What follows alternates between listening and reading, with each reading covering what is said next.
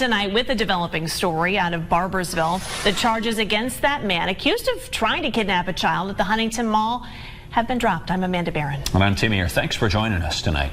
News Channel 3's Taylor Eaton has been at the Barboursville Police Department this afternoon, where Mohammed Zayan was able to walk away a free man, and Taylor joins us now.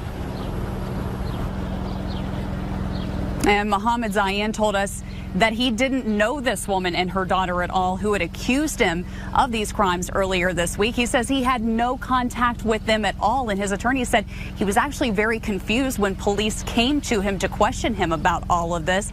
Now, this is the moment earlier when Mr. Zayan walked into the Barboursville Police Department and was given his passport back. Of course, that was taken away earlier this week when he was charged.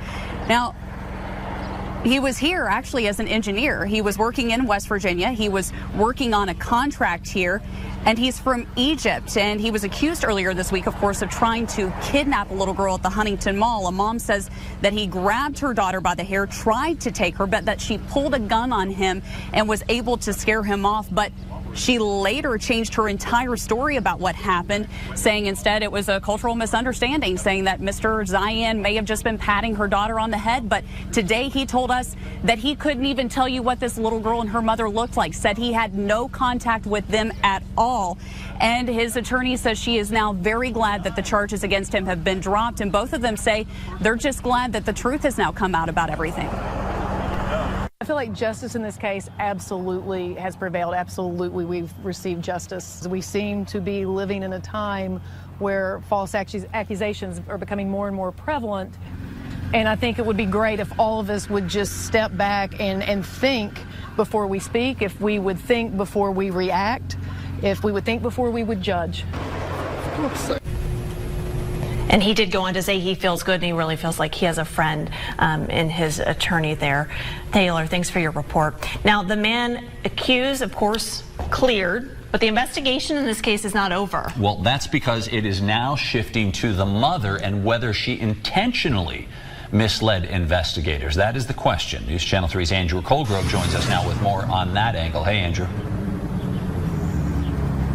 Hey, Tim, it is possible that this mother who made this report of an attempted abduction could end up being charged herself. Prosecuting attorney Sean Corky Hammer says they are having ongoing discussions and investigating whether this woman will end up being charged. He says if intentionally misleading information was given to 911, it's a serious offense that obviously led to a major hassle for the man who was accused, not to mention the effort police put into this after it was reported and the fears that were stirred up in the community.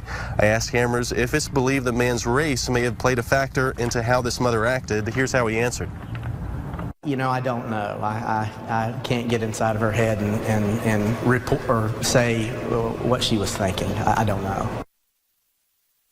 And police say it's not clear what this woman's motive may have been to file this initial report and then change her story. Mr. Hammer says they will determine within a few days or a couple weeks whether this mother will be charged. Back to you.